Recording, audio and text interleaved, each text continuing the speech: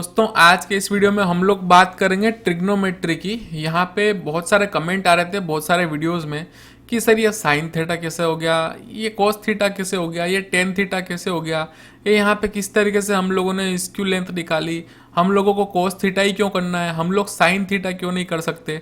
ऐसे बहुत सारे कमेंट्स आ रहे थे। तो मैंने सोचा कि चलो ठीक है ट्रिग्नोमेट्री पे एक वीडियो बना देते हैं, इसलिए मैंने आप लोगों के लिए एक वीडियो बनाया है यहाँ पे ट्रिग्नोमेट्री। अब देखिए कन्फ्यूजन कहाँ होता है, कन्फ्यूजन वहाँ होता है कि जब हम लोग ट्रिग्नोमेट्री की एक बेसिक समझ नहीं रखते हैं, है ना। जब तक हमको बेसिक समझ नहीं होगी तब तक हम लोग कैलकुलेशन को सही तरीके से नहीं कर सकते, ठीक है ना। हम लोग गलती कर देते हैं, हम लोगों को ये समझ में नहीं आता है कि यार यहाँ पे कोस थीटा क्यों लेना है, यहाँ पे साइन थीटा क्यों नहीं लेना है ना, या वैसे ही यहाँ पे टेन थीटा क्यों नहीं लेना है। इस तरीके से बहुत सारे लोग कंफ्यूज हो जाते हैं। तो चलिए कंफ्यूजन मैं आपका दूर कर देता हूँ आज। तो सबसे पहले हम लोग कुछ ट्रिग्नोमेट्री के बेसिक्स समझ लेते हैं और उसको फिर हम लोग बॉक्स कन्वर्ट में अप्लाई करेंगे कि किस तरीके से हम लोग अलग अलग चीज़ें बॉक्स कन्वर्ट में निकाल सकते हैं। तो ट्रिग्नोमेट्री अगर आपने इंग्लिश में नहीं सुना हो, जो हिंदी सब्जेक्ट पढ़ते थे उनको मैं बताता हूँ, इसको हम लोग बोलते थे त्रिकोणमिति, ठीक है ना। अगर आप लोगों ने पढ़ा हो तो ठीक है। ये तो तब मुझे भी मालूम नहीं था इसको कि त्रिकोणमिति बोलते हैं, मैं तो भूल ही गया था। अभी मुझे याद आया तो मैंने आपको बता दिया, ठीक है ना। तो अब ये अब यहाँ पे देखिए ट्रिग्नोमेट्री के लिए सबसे इम्पोर्टेंट चीज़ क्या होती है। तो ट्रिग्नोमेट्री के लिए सबसे इम्पोर्टेंट चीज़ होती है राइट एंगल ट्रायंगल, कि जो अपना ट्रायंगल है वो राइट एंगल होना चाहिए। तो जब राइट एंगल ट्रायंगल होगा तब हम लोग ट्रिग्नोमेट्री अप्लाई कर सकते हैं। बिना राइट एंगल ट्रायंगल के ट्रिग्नोमेट्री पॉसिबल नहीं है। ट्रिग्नोमेट्रिक फॉर्म जो इक्वेशंस है जो उनको अप्लाई करना वो पॉसिबल नहीं है। तो अब यहाँ पे राइट एंगल ट्रायंगल क्या, राइट एंगल ट्रायंगल मतलब एक एंगल कोई भी 90 डिग्री होना चाहिए, है ना। एक ही एंगल ही 90 डिग्री हो सकता है, दो कभी 90 डिग्री किसी भी इसमें नहीं हो सकते। किसी भी केस में दो एंगल 90 डिग्री नहीं हो सकते, है ना। अगर दोनों एंगल 90 डिग्री हो जाएंगे, मान लो कि ये एंगल भी 90 हो गया और ये भी एंगल 90 हो गया, तो वो किसी हिसाब से बन ही नहीं पाएगा ट्रायंगल, है ना, क्योंकि दोनों 90 हो गए। अब ये दोनों पैरेलल लाइन चलने लग जाएगी तो कहीं पे एंड ही नहीं होगी, है ना। तो उसके लिए एक कोई ना कोई स्लोप में चाहिए, ठीक है ना। तो इस तरीके से ट्रिग्नोमेट्री में हमेशा एक एंगल हमेशा 90 डिग्री होना चाहिए। चलिए ठीक है, सबसे पहली बात तो ये हो गई। अब दूसरी बात कि यहाँ पे कुछ टर्म्स दी गई है, ठीक है, तो उनको समझ लेते हैं। तो हमको ये तो पता चल गया कि ट्रिग्नोमेट्री होने के लिए हमको कम से कम एक एंगल ट्रायंगल में 90 डिग्री होना चाहिए, है ना। वही कम से कम मतलब वही एक एंगल होना ही चाहिए, ठीक है ना। अब उसके अलावा यहाँ पे कुछ चीज़ें दी गई है, जैसा कि मैं आपको बता देता हूँ कि ये मैंने जो P लिख रखा है इसका मतलब क्या है। तो इसको P मतलब परपेंडिकुलर, ठीक है ना। परपेंडिकुलर मतलब क्या कि जो इस लाइन से 90 डिग्री पे एंगल बना रही है लाइन, उसको हम लोग परपेंडिकुलर बोलते हैं, ठीक है। ये तो बेसिक समझ है, आप लोग समझते होंगे ये सारी चीज़ें तो, लेकिन जो नहीं समझता है उसके लिए बता रहा हूँ, ठीक है ना। और ये यहाँ पे हाइपोटिनस, H मतलब हाइपोटिनस और B मतलब बेस। अगर आप लोगों ने हिंदी में पढ़ा है तो यहाँ पे क्या हो जाएगा, परपेंडिकुलर मतलब ये हो गया लंब, है ना, और बेस का मतलब आधार, और ये हो गया हाइपोटिनस मतलब कर्ण, है ना। ये कुछ इस तरीके से हम लोग इसको प्रोनाउंशिएट करते हैं, ठीक है। तो ये हिंदी इंग्लिश सबकी बात हो गई, ठीक है। अब इसमें क्या होती है, प्रॉपर्टी होती है। सबसे पहली प्रॉपर्टी क्या होती है, सबसे पहली प्रॉपर्टी होती है कि जब हम लोगों को एजेस दी हुई है ना, एजेस की लेंथ दी हुई है हम लोगों को, ये जो लाइन्स है जो ट्रायंगल को फॉर्म करती है, अगर उनकी लेंथ दी हुई है लेकिन कोई एंगल नहीं दिया हुआ है तो वहाँ पे एक प्रॉपर्टी कैसे बनेगी। तो प्रॉपर्टी उसके लिए होती है P square plus B square equal to H square. ये इसकी प्रॉपर्टी होती है। सबसे पहली प्रॉपर्टी इसकी ट्रिग्नोमेट्री में सबसे पहले जो अप्लाई होती है वो यही होती है। किस केस में, कि हम लोगों को अगर दो एजेस पता हो और हम लोगों को तीसरी निकालनी हो तो हम डायरेक्टली इस फॉर्मूला से निकाल सकते हैं, इस प्रॉपर्टी से हम लोग निकाल सकते हैं, है ना, अगर एंगल की बात नहीं हो रही हो तो, ठीक है ना। तो ये होगी सबसे पहली प्रॉपर्टी। अब ये तो बात होगी जब एजेस दी हुई थी। अब उसके बाद में अगर एजेस नहीं दी हुई हो, मान लीजिए कोई एक ही एज दी गई हो, तो हम लोग फिर इस प्रॉपर्टी को यूज़ करके नहीं निकाल सकते, है ना। कभी भी हम लोगों को दो चीज़ें हमेशा पता ही होनी चाहिए। तो अगर हम इसको नहीं निकाल सकते तो अब आगे क्या, तो अब हम लोगों को क्या, एक एंगल पता होना चाहिए। तो अगर एक एंगल पता है और एक एज पता है कोई सी भी, या तो ये या फिर ये या फिर ये, इन तीनों में से कोई भी एक पता है हम लोगों को, तो हम लोग ट्रिग्नोमेट्रिक, अब आगे हम लोग देखते हैं प्रॉपर्टीज इसकी। तो अब यहाँ पे जब हमारे पास में एक एंगल होगा तो हम उसकी मदद से यहाँ से हम लोग प्रॉपर्टी की मदद से हम लोग इनमें से कुछ भी कैलकुलेट कर सकते हैं। मान लीजिए हमको P पता है लेकिन हमको B निकालना है और हमारे पास में एंगल है, तो हम लोग ट्रिग्नोमेट्री की प्रॉपर्टी यूज़ करके और फिर बेस निकाल लेंगे, है ना। तो ये किस तरीके से होगा, या फिर हम लोगों को एक एंगल ये पता है, ये पता है और ये निकालना है ना, तो उस तरीके से। तो अब एंगल की बात करते हैं, तो एंगल की बात कर ही रहे हैं तो सबसे पहले ये समझ लेते हैं कि एंगल को किस तरीके से यूज़ करना है। तो जब भी हमारा कोई राइट एंगल ट्रायंगल होता है, ठीक है ना, तो 90 डिग्री के सामने वाला जो भी एंगल है ना, जो थीटा है। अब यहाँ पे दो एंगल देखिए मैंने लिख रखा है, जैसे कि एक इसको थीटा लिख रखा है और एक इसको मैंने 90 माइनस थीटा लिख रखा है ना। तो अगर ये थीटा हुआ तो ये अपने आप 90 माइनस थीटा हो जाएगा। कैसे, कि यहाँ पे एंगल की प्रॉपर्टी होती है। एंगल की प्रॉपर्टी क्या होती है कि आपके पास में अगर तीन एंगल दिए गए हैं ना, θ1 प्लस θ2 प्लस θ3, तो तीन एंगल का सम एक ट्रायंगल के केस में कितना होता है, 180 डिग्री। अब अपने यहाँ पे तीन ट्रायंगल है ना, तीन एंगल है, ये 90 है, ये थीटा है, हम लोगों को पता है, ठीक है। तो हम यहाँ पे θ1 equal to θ1 plus 90 plus theta equal to 180 degree, ठीक है, हम लोगों को ये पता हो गया। अब हम लोगों को थीटा निकालना है तो हम θ1 को इधर रखेंगे, θ1 निकालना है तो बाकी को इधर लेके जाएंगे, तो ये क्या बन जाएगा, 90 माइनस थीटा। इस तरीके से 90 माइनस थीटा आता है यहाँ पे। अब इतनी बात समझ ली हम लोगों ने। अब देखिए अगर ये थीटा है तो 90 और थीटा दोनों के बीच में जो लाइन बन रही है उसको हमेशा बेस बोलते हैं। ये हमेशा ध्यान रखिएगा कि जो भी एंगल हम लोग कंसिडर कर रहे हैं और जो 90 है इधर में, अगर उन दोनों के बीच की लाइन है तो उसको हम लोग बेस कंसिडर कर रहे हैं, ठीक है। अगर मान लीजिएगा हम इसको और इसको कंसिडर कर रहे हैं तो फिर हम लोग इसको बेस मानेंगे, है ना। अगर हम लोग ये समझ रहे हैं कि ये आधार है तो फिर हमको इसको थीटा मानना पड़ेगा, है ना। तो मान लीजिए कि हमारे किसी केस में मान लीजिए कि एक एंगल बना हुआ है इस तरीके से, है ना, और हम लोगों को ये एंगल पता है, ये एंगल पता है, तो अब ये एंगल भी पता है हम लोगों को और कोई भी एक चीज़ पता है। मान लीजिए कि ये परपेंडिकुलर, हम इसको परपेंडिकुलर मान रहे हैं, तो अगर आप इसको परपेंडिकुलर मान रहे हैं, ये 90 डिग्री है, तो फिर ये क्या हो जाएगा, बेस। तो जब आप इसको बेस मान रहे हैं तो फिर आपको ये एंगल निकालना पड़ेगा जब हम लोग ट्रायंगल की प्रॉपर्टीज यहाँ पे यूज़ करेंगे, है ना। तो जब एक बार देख लेते हैं कि ट्रायंगल की प्रॉपर्टीज क्या होगी। तो अब यहाँ पे ट्रायंगल की कुछ प्रॉपर्टीज होती है ना। तो पहली प्रॉपर्टी क्या होती है यहाँ पे कि जब हम लोग P/H, P को परपेंडिकुलर को हाइपोटेनस से डिवाइड करते हैं तो उसकी वैल्यू जो होती है वो साइन थीटा के बराबर आती है ना। इस तरीके से जो दूसरी प्रॉपर्टी होती है वो होती है बेस डिवाइडेड बाय हाइपोटेनस, ये आती है कोस थीटा के बराबर। ये याद रखने वाली चीज़ें हैं, है ना। और ये है परपेंडिकुलर बाय बेस, अगर ये हुआ तो इसकी जो वैल्यू है वो टेन थीटा के बराबर आती है।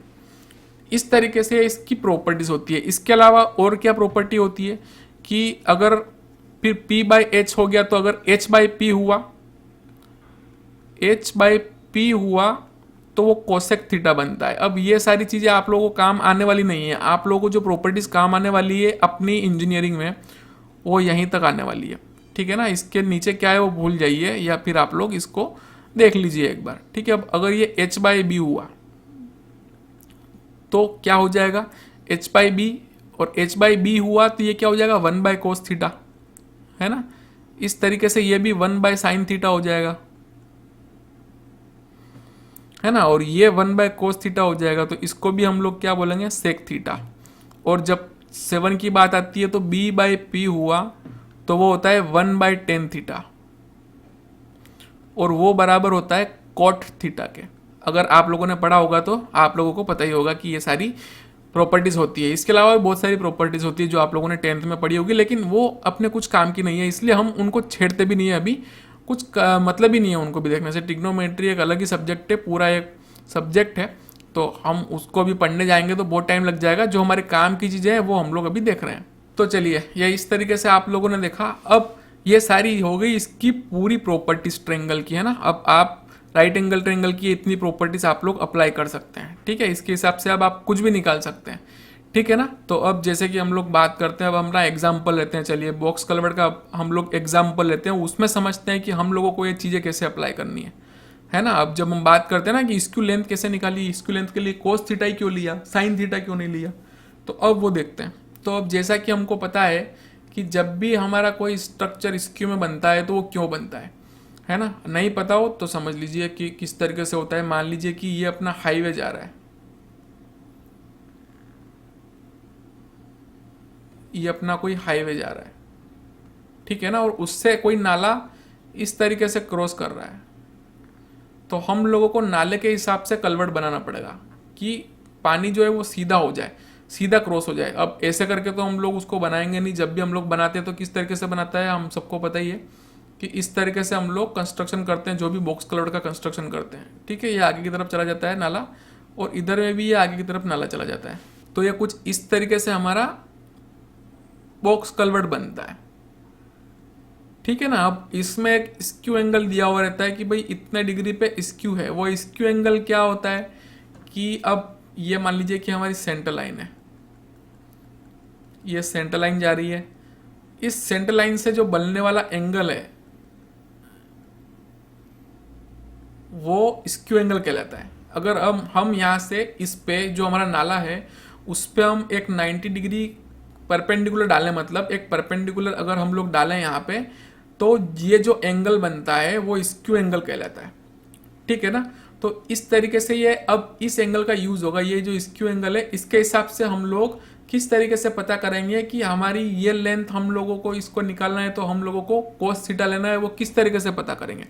अब उसको पता करने के लिए क्या है कि सबसे पहले हम लोग क्या करेंगे कि ये पता करेंगे कि 90 डिग्री में क्या डायमेंशन, क्योंकि हमारे 90 डिग्री में डायमेंशन दिए हुए रहते हैं बॉक्स कलवर्ट में, है ना। हालांकि इसक्यू में भी दिए हुए रहते हैं, लेकिन अगर नहीं दिए हुए हो तो आप कैसे निकालेंगे। मान लीजिए 90 डिग्री का केस होता तो किस तरीके से होता। अगर आपको पूरा इस तरीके से बनाना होता 90 डिग्री के एंगल में, तो आपका जो बॉक्स कलवर्ट रहता वो कुछ इस तरीके से बनता, है ना। लेकिन अब क्या हो गया, वो टेढ़ा हो गया। तो ये लाइन अगर सीधी थी तो इसको इस तरीके से निकालना है तो हम लोग को क्या निकालना पड़ेगा, किस तरीके से निकालना पड़ेगा। अब यहाँ पे ये एंगल तो बन गया 90 डिग्री, है ना। अब इसमें से और इसमें से कोई एक एंगल थीटा हो सकता है, ठीक है। अगर आप लोग इसको कंसिडर करेंगे थीटा, इसको कंसिडर करेंगे थीटा, तो फिर इसको बेस लेना पड़ेगा, है ना। और अगर इसको आप लोग थीटा कंसिडर कर रहे हैं, अगर इसको एंगल ले रहे हैं आप लोग, मतलब थीटा अपना ये हो गया, है ना। अब थीटा दोनों में से अब कौन सा निकलेगा वो चेक करना है हम लोगों को। और ये हो जाएगा अपना जो भी, अगर मान लीजिए ये थीटा हुआ तो ये बेस हो जाएगा। अब ये चेक करना है कि इसमें से और इसमें से अपना कौन सा थीटा आने वाला है। तो अब हम लोग इसको चेक कर लेते हैं कि किस तरीके से होगा, है ना। तो अब देखिए यहाँ पे ये हो गया थीटा, है ना। तो जब ये थीटा हो गया तो आपने देखा ही होगा कि जब दो लाइंस इंटरसेक्ट करती है ना, तो ये एंगल और ये एंगल दोनों बराबर होता है ना। और फिर ये एंगल और ये एंगल दोनों बराबर होता है, ठीक है। तो उस तरीके से क्या होता है कि मान लीजिए अगर ये थीटा है तो ये क्या हो जाएगा 90 माइनस थीटा, है ना। ये थीटा है तो ये 90 माइनस थीटा हो जाएगा, ठीक है। तो ये अगर 90 माइनस थीटा हुआ तो ये भी 90 माइनस थीटा हो जाएगा। तो जब ये 90 माइनस थीटा हुआ तो फिर ये कितना हो जाएगा थीटा, तो ये होगा अपना थीटा, ठीक है। और ये कितना हो जाएगा 90 माइनस थीटा है तो ये भी 90 माइनस थीटा हो जाएगा। किस तरीके से कि ये दो पैरेलल लाइंस हैं, है ना। और जब दो पैरेलल लाइंस को एक हॉरिजेंटल लाइन क्रॉस करती है तो जो एंगल बनते हैं दोनों तरफ वो बराबर होते हैं, ठीक है ना। किसी भी तरीके से जब ये क्रॉस करेगी, यहाँ पे कोई भी लाइन क्रॉस करेगी, चाहे हॉरिजेंटल हो चाहे क्रॉस में हो, तो जो ये दोनों एंगल बनते हैं वो दोनों सेम होते हैं। तो जब ये 90 माइनस थीटा होगा तो ये भी 90 माइनस थीटा ही होगा। चलो ठीक है, अब इतना पता चल गया हमको। तो अब ये पता चल गया कि ये थीटा है। तो अगर ये थीटा हुआ तो 90 और थीटा के बीच वाला क्या होता है, बेस, है ना। तो जब ये बेस होता है और हमारे पास में क्या है, बेस पता है, हम लोगों को क्या निकालना है, हाइपोटिनस, है ना। मतलब हाइपोटिनस मतलब ये लेंथ निकालनी है, ये तो हो गया परपेंडिकुलर और ये हो गया हाइपोटिनस। तो हमको ये निकालनी तो क्या होगा, बी बाई एच। तो बी बाई एच वाली क्या प्रॉपर्टी बनेगी, कोस थीटा, है ना। तो जब ये प्रॉपर्टी बनेगी कोस थीटा की, तो अब हम लोग जब आगे की कैलकुलेशन करने जाएंगे तो हम लोग ये थीटा को और ये बेस को लेंगे, है ना। तो जब अब हमारे पास में क्या नहीं है, हाइपोटिनस नहीं है, तो हाइपोटेनस नहीं है तो हाइपोटेनस को मैं इधर ले लेता हूँ और कोस थीटा को इधर ले आता हूँ, है ना। तो ये क्या बन जाएगा,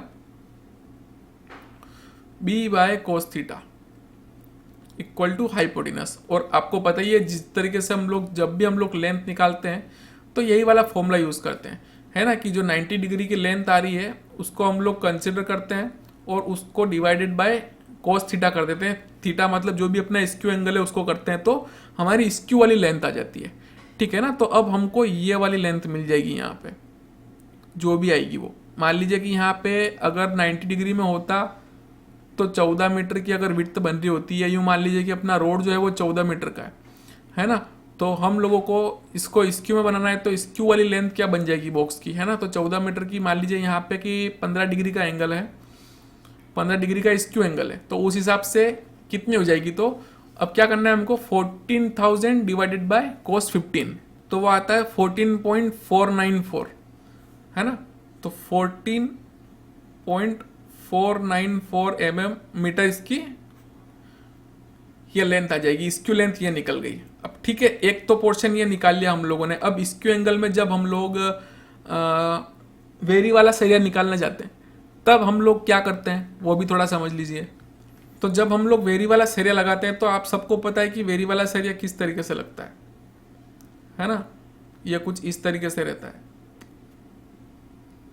तो इस तरीके से जब वेरी वाला सरिया रहता है तो ये वेरी वाले पोर्शन में इस साइड में लगता है सरिया, इधर में पूरा स्ट्रेट वाला सरिया आ जाता है ना। ये पूरा हमारा जो बार आते हैं यहाँ पे जो है वो पूरी सेम लेंथ के आते हैं, लेकिन यहाँ पे वेरी वाली लेंथ चालू हो जाती है क्योंकि यहाँ पे हर एक सरिया का लेंथ कम होता जाता है, धीरे धीरे धीरे धीरे पूरा कम होके ये देखिए यहाँ पे इतना छोटा सरिया लगेगा, इतना यहाँ पे इस तरीके से लगते हुए और इस तरीके से बढ़ते हुए आता है, ठीक है ना। तो उसको निकालने के लिए हमको कि कितनी जगह में हम लोगों को वो सरिया लगने वाला है, उसके लिए फिर हम लोग क्या करेंगे। अब देखिए वापस से वही, अब यहाँ पे अगर ये एंगल थीटा है तो यहाँ पे ये एंगल थीटा होना चाहिए, है ना, क्योंकि ये दो लाइंस क्रॉस कर रही है और उसको इस तरीके से लाइन क्रॉस कर रही है।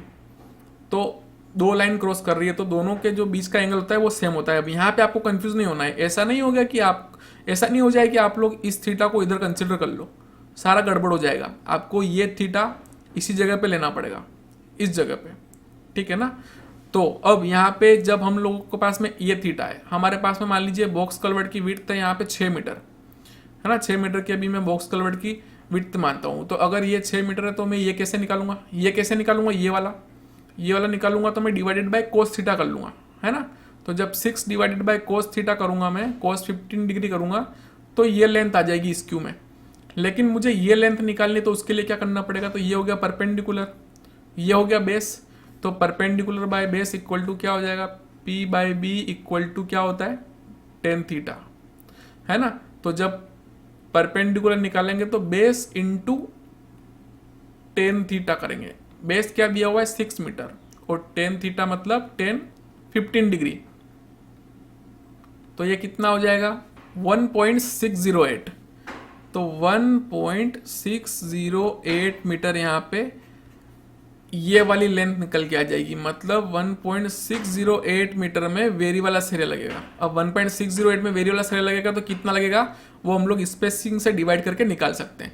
अब उसके बाद में ये वाली लेंथ कितनी बच गई, है ना। तो जब ये वाली लेंथ हम लोग निकालने जाएंगे तो क्या करेंगे, इसमें से ये वाली माइनस कर देंगे, मतलब ये इधर जितनी ये इधर बनी वो इतनी इधर भी बनेगी 1.608, है ना, क्योंकि दोनों साइड में एक जैसी बनेगी, ठीक है, क्योंकि इधर भी उतना ही है और इधर भी उतना ही एंगल है ना, ये एंगल भी उतना ही है। इस तरीके से हम लोग इसका निकालने जाएंगे तो 1.608 ही बनेगा यहाँ पे भी, ठीक है। अब यहाँ पूरी लेंथ में से हम लोग 1.608 माइनस करेंगे तो ये वाली बीच वाली लेंथ आ जाएगी। तो जब ये बीच वाली लेंथ आ जाएगी तो हम लोग इसके बीच में लगा हुआ एनफोर्समेंट ईजिली निकाल सकते हैं, ठीक है ना। तो अब इस तरीके से हम लोगों ने पूरा ट्रिग्नोमेट्री का यूज करके सारी कैलकुलेशन निकाल ली, ठीक है ना। बहुत इजी था निकालना, लेकिन हम लोगों को एक करेक्ट वे में पता होना चाहिए था कि एंगल क्या निकल रहा है। अगर एंगल क्या निकल रहा है, हम लोग एंगल के हिसाब से हम लोग बेस डिसाइड करेंगे और परपेंडिकुलर कौन सा बनेगा वो भी डिसाइड करेंगे, ठीक है ना। उसके हिसाब से हम लोग एक राइट एंगल ट्रायंगल बनाएंगे कि कौन सी जगह पे क्या होगा एंगल, जहाँ पे तो वहाँ से जो 90 डिग्री पे जाके लाइन मिलने वाली है उसको हम लोग बेस लेंगे। तो ये हम लोगों को पता करना बहुत ज़रूरी रहता है। हम लोग इसमें गड़बड़ कर देते हैं तो फिर गड़बड़ हो जाती है, ठीक है ना। तो अब आपको क्लियर हो गया होगा कि जब भी हम लोग स्क्यू लेंथ निकालते हैं तो कोस थीटा क्यों लेते हैं। वो इसलिए लेते हैं, है ना, क्योंकि वो हम लोगों को कैलकुलेशन में बता रहा है कि हम लोगों को कोस थीटा लेना है। चलिए ठीक है, अब उसके बाद में आगे बढ़ते हैं। अब बात करते हैं एक बार हंच बार की, कि हंच बार हम लोग किस तरीके से निकालते हैं इसका यूज़ करके, है ना। तो हंच बार के केस में क्या करते हैं हम लोग, हंच बार का केस किस तरीके से, मान लीजिए कि ये अपना हंच बार है, ये कुछ इस तरीके से हंच बार रहता है ना। उसको निकालने के लिए हम लोग क्या निकालते हैं, पहले ये वाली हाइट निकालते हैं, ठीक है ना, कि ये वाली हाइट कितने आने वाली है। तो जब हम लोग ये हाइट निकालते हैं तो हमारे पास में एंगल क्या होते हैं, ये दोनों। तो ये दोनों एंगल, अब मान लो कि एक जैसा एंगल हुआ, तो किस तरीके से हम लोग करेंगे उसको। अगर एक जैसा एंगल हुआ तो मान लो कि हमारा बॉक्स कलर के केस में रहता है 300/300 का भी रहता है, और माइनर बीच में मतलब 150/150 का तो रहता ही है। 300/300 का मान लो कि अगर हुआ बॉक्स कलवर्ट, तो इसका एंगल कैसे फाइंड करेंगे। तो इसका एंगल फाइंड करने के लिए हम लोग क्या करेंगे, 300 वर्टिकल और 300 हॉरिजॉन्टल, इस तरीके से।